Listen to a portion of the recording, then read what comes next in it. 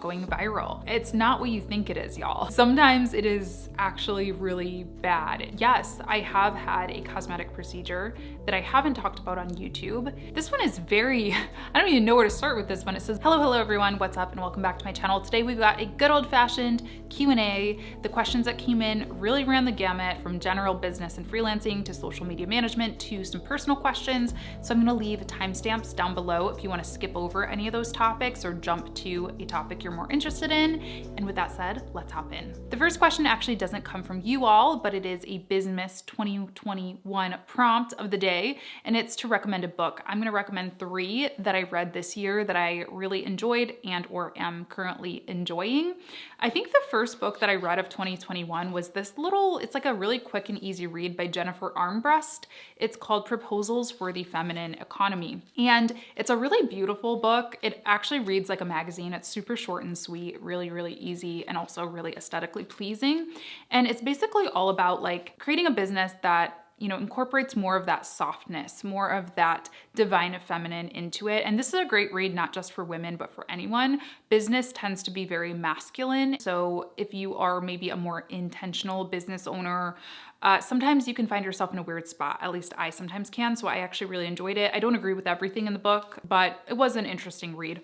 The next one, my friend Brian David Hall recommended to me. He's also a content creator. And I was asking for recommendations on Twitter because I found a lot of my course students were struggling with creativity, like unlocking creativity and really giving themselves permission to be creative, right? So he recommended this book and I actually really enjoyed it. I think it helped a lot of my students, but it also did help me, even though I feel like creativity is a natural strength of mine.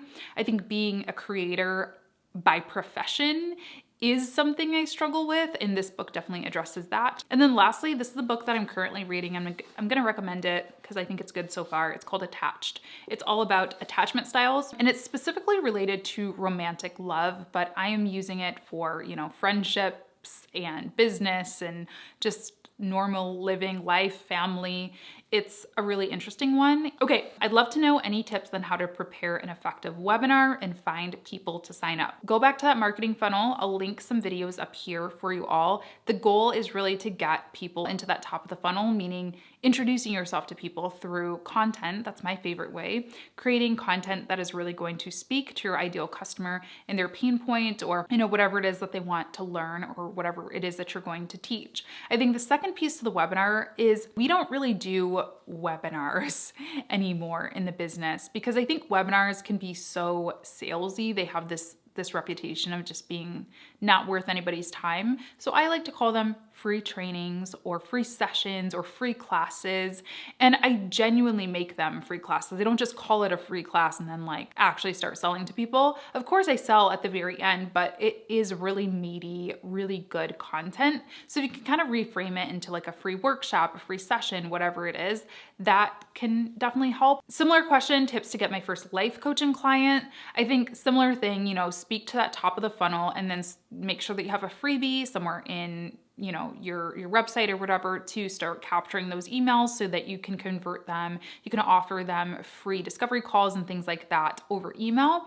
But I think the thing specifically I'll say for life coach is, I'm gonna just say this hot take. I think that coaches need to be on video. I don't think it's optional anymore in most cases, especially a life coach. When I hear life coach, that's I know they're different, but to me, I'm gonna be as vulnerable with a life coach as I am with a therapist, right? So I need to know that you're trustworthy. I need to know that you're a nice person. I need to know that I vibe with your communication style. So if you're not on video yet, be on video. And you guys know how I feel. I think long form video is really the way to go. It has stay power. It has the ability to rank for SEO. So instead of doing an Instagram story every day, maybe you switch that to every other day and make a goal to do 1 YouTube video a week at least to start speaking to that ideal client. What's the difference between Kajabi and Thinkific for course creation, pros and cons of both? I haven't used Kajabi in a long time. I have used it for some of my clients, but that was probably years ago now. What I do remember about it is that everything is all in one. So if you are not super tech savvy or you just want the convenience of having everything all in one, meaning email, a little website, your membership group, your courses, then Kajabi might be the way to go for you. But Kajabi is quite a bit more expensive than a lot of the other course platforms. And I just really love Thinkific because it can really grow with you. You can start on a very small tier plan and move up all the way up to like an enterprise level if you need that level of support. We will be going more in depth in my new program, the Online Business Launch Lab, which this person is actually already enrolled for, but we will really be going in depth on each of those steps, like how to connect your course to your email platform and, figuring out which platform is right for you. So stay tuned for that. And if you're someone who needs some of that extra tech support, the Online Business Launch Lab will definitely help out with that. I'll leave a link down below. In addition to all of the course details, I also wanted to let you know that the new website is live, onlinebusinesslaunchlab.com. And if you click on the free class button up in the right-hand corner, you will actually be invited to my upcoming free class all about getting yourself booked out for 2022 with clients. So definitely be sure to check that out. What does your creation process look like when creating a new course or product? So definitely watch my Week in My Business series or my weekly vlogs because I go through everything I'm doing every single week. I also have a video that I'll link up here specifically about course creation. And yeah, I really start with the idea. I break it up into different learning objectives, set different modules, and then lessons within those modules, and just start mapping those out. I also like to move in shifts, like I batch everything. So I make sure that I am, creating the curriculum first before moving on to any videos, and then I'm doing all the face to camera videos, and then I'm doing all the tutorials, and then I'm building it out, like just not to overwhelm myself. I think that's when course creation can get really messy, when you have different things in different places all the time. What would be the best moment to start with courses successfully? Do you need to wait until people ask for it, or is it good to have in the back end for clients that cannot afford you or cannot work with you for some reason? Ooh, I think this is a really, really good question. I think when people start asking for it, that's obviously a good indicator that it's going to sell successfully. If you are really focused on quick ROI on it, then sure, work on building up that top of the funnel, nurturing those folks first. But I will also say, if you have a lot of time on your hands, if you're maybe not super booked with clients, I would use that time, your downtime, to create something. It might not fly off the shelves on day one, but it will be there. That's what I personally did. I created a course. Actually, I was still working in my day job when I created my first course. So by the time I had quit my day job, it had kind of gained some momentum and gained some traction and was a pretty decent revenue stream for me. So you can really do it either way. It's just going to depend on what your workload is like now and what your immediate goal is for it. Any tips on creating a journal? What platforms are out there for this creation? Yes, I have a whole video on this as well, which I will link on how I created my journal. I did use Amazon for it, Amazon KDP. That's the platform I go through on that.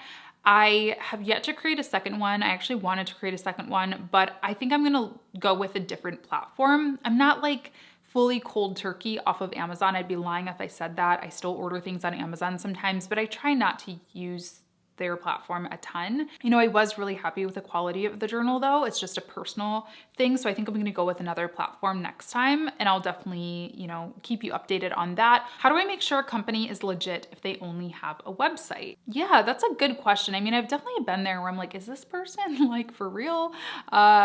Google, any legitimate business for the most part is gonna have some press about them.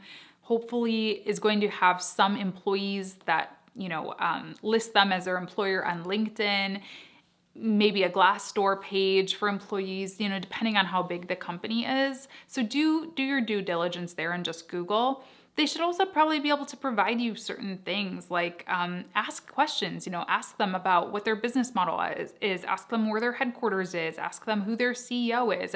As long as you're doing it in a normal conversational way and not like a detective interview, they should be willing to answer those questions. If I'm gonna hire somebody and they ask me those questions, I will gladly give them that information because I have nothing to hide. And also follow your gut and just remember, if something feels off, cultivate that abundance mindset and know that if you say no to this client because they sketch you out a little bit, there will be another person, another client who sees value in you that will be a little bit more credible. Some YouTube questions. So products I need for lighting, videos, and sound. I want to improve my quality, and also just general recommendations for people wanting to start a podcast in YouTube.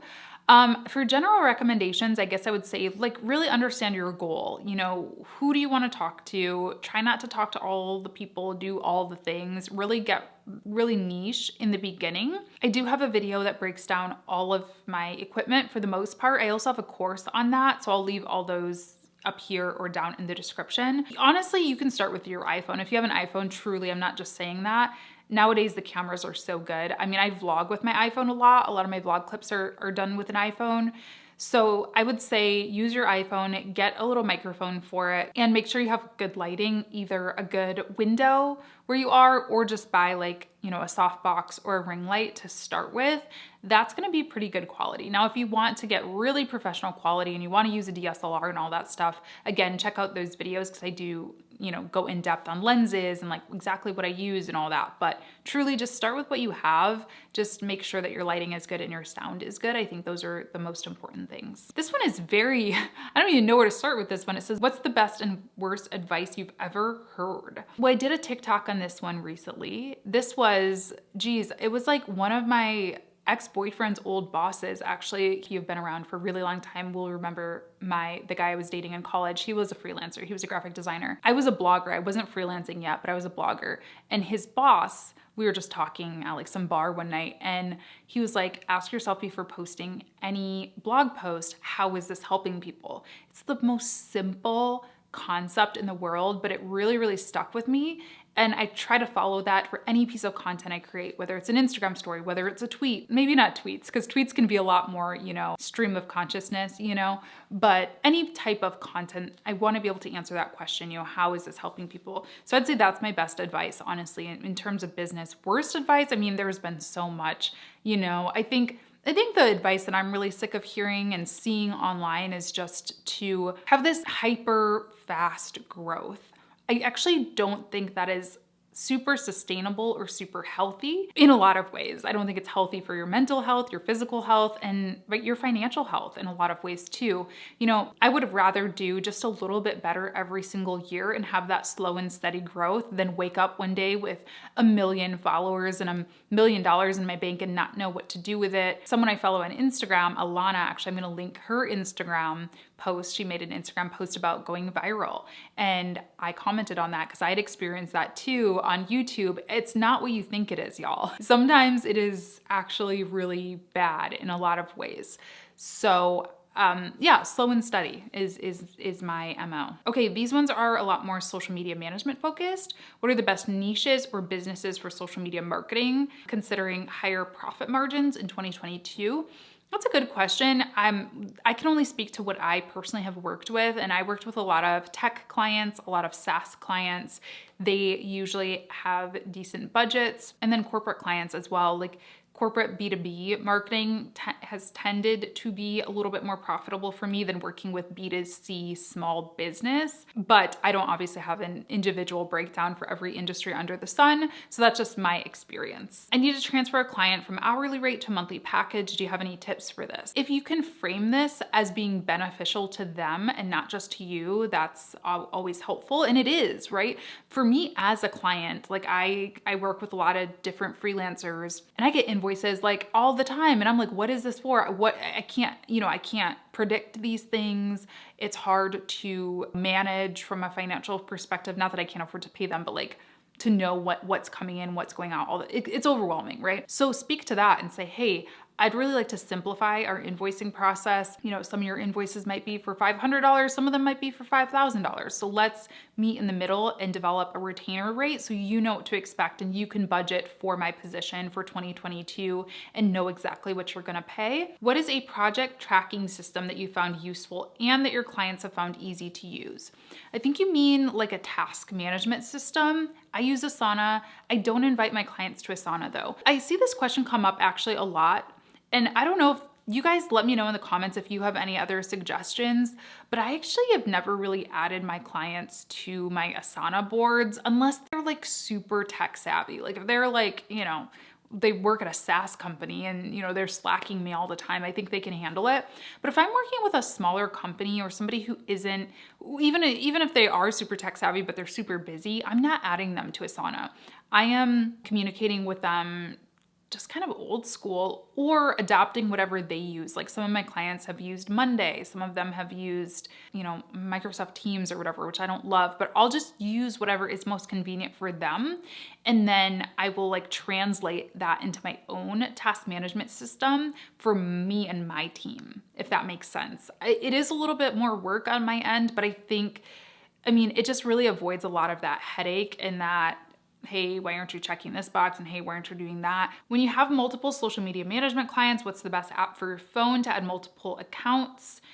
I actually don't know the answer to that, unfortunately, because I don't use my phone for work. The only thing I use my phone for is to post Instagrams and to tweet and to like check email. I hate working on my phone. So I apologize, but I don't have an answer for that. If anybody does, please leave it in the comments down below. Any tips for a social media manager in tourism and hospitality? I don't have any tips off the top of my head. I think that's a really broad question. I think it depends on what you're trying to do. If I had to just give you a tip off the top of my head though, I guess I would say probably work with creators or influencers, because you can probably get some of that really beautiful, aesthetically pleasing content that people look for when they are traveling. I know, like, I just went to Dallas and I was just searching Instagram for vegan food. So working with local influencers is probably a good idea. And also, people are going to be with their families, they're going to be with their partners, they're going to be with their friends when they're traveling. And so having people kind of represent that instead of just like a sterile picture of a hotel lobby, is going to really help sell that for you. So I would really invest in content that is really people first. But I would say that for honestly most niches nowadays. Okay, these are the more personal questions. Some of them are a little deep. So how are you doing really is the first question, which thank you so much for asking me that. I really do appreciate that. I'm pretty good. This time of year is always a little bit weird for me. I think it's weird for a lot of people, and I just kind of want to normalize that. Even when I was like in college, I remember just always dreading the holidays and also feeling kind of guilty about doing that because everybody else is so happy and it's supposed to be this joyful time, but it's just, I don't know, they've just always made me sad. And then particularly in the past couple of years, as a lot of you know, my dad died like on Christmas. I found out the day after Christmas that he died. So it's still pretty fresh. Not to mention all the consumerism and all the expectations of like buying all these things when I just feel pressured to do it. I don't actually want to do it. So yeah, if you're feeling lonely, sad, if you've lost someone, if you are tired of spending all this money, if you're struggling financially, just know that I'm here for you and, just take care of you. Everybody else can figure it out. Advice for couples splitting finances since freelancing can be so unpredictable. So when Norris and I were just dating, we would just split things 50-50, but actually I've been talking to friends and people in my life who are dating, and they've been like, yeah, we do things like, I don't know what the word is for it, like according to our incomes, like if the girl makes 30% more, she'll pay 30% more of their bills or vice versa. And I actually think that's a really good idea. I kind of wish we would have done that. But with that said, we were always very open with one another about our finances. So I knew how much he made, he knew how much I made, so that, when we were looking for apartments or we were looking to go on vacation, one of us wasn't like recommending this wildly expensive thing that the other person would have struggled to afford. For the freelancing being unpredictable part though too, I think it's important to just be like really transparent. And also to make smart decisions. If you do have a partner, you have to not be acting selfishly. I know that sounds harsh, but I didn't quit my job until I had a really good amount saved in my bank account because I didn't think that'd be fair. I had a partner that I was living with. We weren't married or engaged at the time, but like I had signed a lease with this guy. I didn't want to abandon him and leave him to have to pay for everything. How do you get the confidence to show up on camera? Do you feel pressured to get things like cosmetic procedures due to being on camera all the time? This is a really juicy question. Sometimes, yeah. I definitely reach a point like every year, it happens at least once a year where I'm like, I cannot look at myself. I literally find it hard to look at myself in the mirror. I usually take a YouTube break at that time, and or I will have a video editor edit my videos that week because if you think about it, like if you look at anything for too long, you are going to start to pick it apart.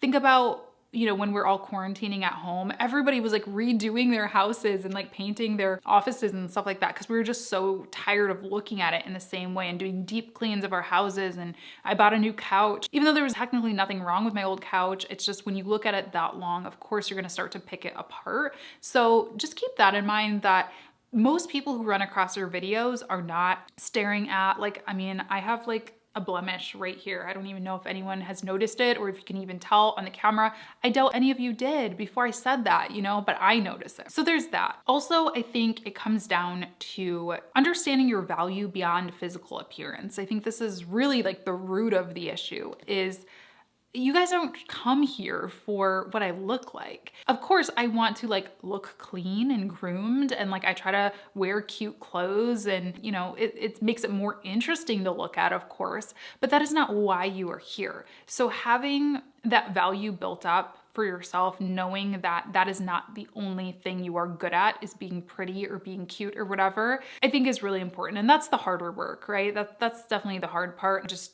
writing a list of all the things you love about yourself. And if I write a list of all the things I love about myself or that I'm proud of, like my looks are not in the top 10. But I do have to also be honest about this question. And yes, I have had a cosmetic procedure that I haven't talked about on YouTube. I guess I'll come clean about it. It's not that I'm ashamed of it. I'm not ashamed of it at all, but it's just not why you guys come here, I don't think. I'll make this really quick. You may have heard this somewhere else if you were like a ride or die and you listen to everything I put out. And also trigger warning, because I'm gonna be talking about weight, diets, all that. So if you wanna leave, totally support that. So I did like a laser treatment. I don't even know what it's called. I'm gonna put it up here on the screen. I can't remember what it's called. Basically it like burns your fat cells off of you. It's kind of like cool sculpting, but it's the reverse. It's like hot sculpting.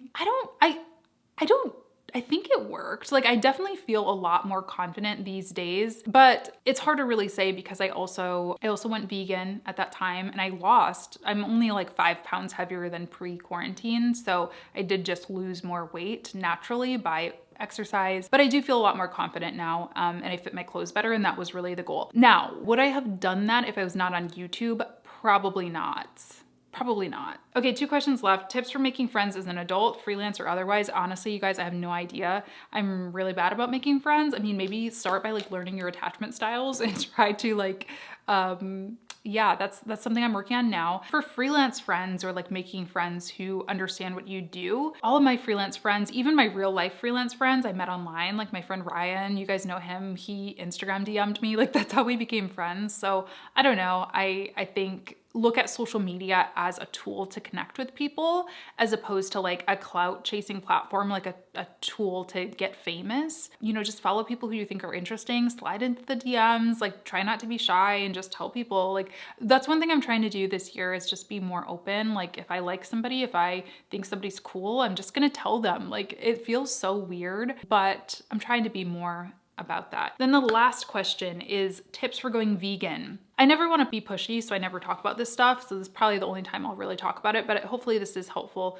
I have been vegetarian for the majority of my life, so I can't really speak to quitting meat because I haven't eaten meat since I was like 12. I just never liked it. I think there were people who are naturally like called to being vegan and I just like never liked meat. I remember my dad like sitting at the kitchen table with me, like, you know, not forcing me, like not abusive, but like, you know, encouraging me to finish my plate and just like I couldn't do it. So I can't speak to that. But for the dairy aspect, for me, it was about not trying to replace everything like apples to apples. And I don't mean, you know, starve yourself, obviously, please eat food.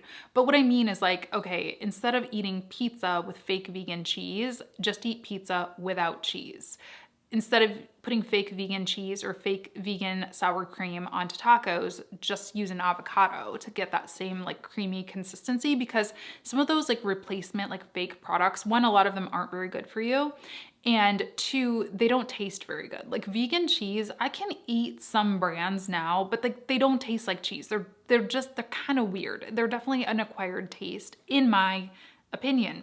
And so it was really hard for me when I would try to like eat a vegan pizza and it just didn't taste right, you know? So honestly, that's something I would say. And then the second thing I would say is get your blood work done and talk to a nutritionist, a doctor. If you are nutrient deficient, vitamin deficient, you're never gonna feel satisfied. And this was something not vegan related, but I recently found out that I was anemic and vitamin D deficient. So I've been, you know, like supplementing for those things now, as well as B12, which most vegetarians or vegans should.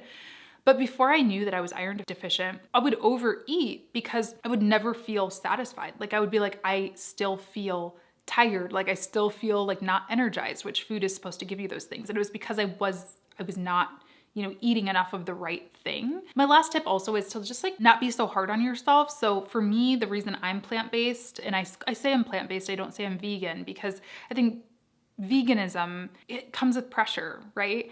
And I'm plant-based, meaning I eat pretty much plants.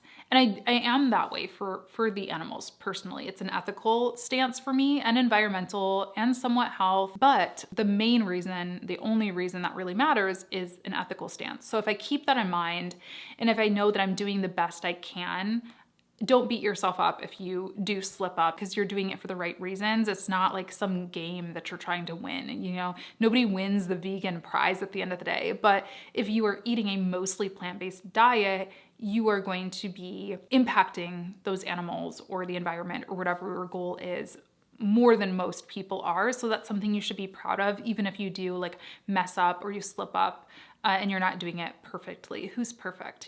Who's the vegan police? Not me. I don't know. All right, wow, I'm tired. I talked for a very long time. I hope you enjoyed this Q&A. If you did, be sure to leave me a thumbs up, comment down below, and subscribe to my channel. I post videos every Monday, Wednesday, and Friday. And I hope you all have an amazing rest of your day. Bye.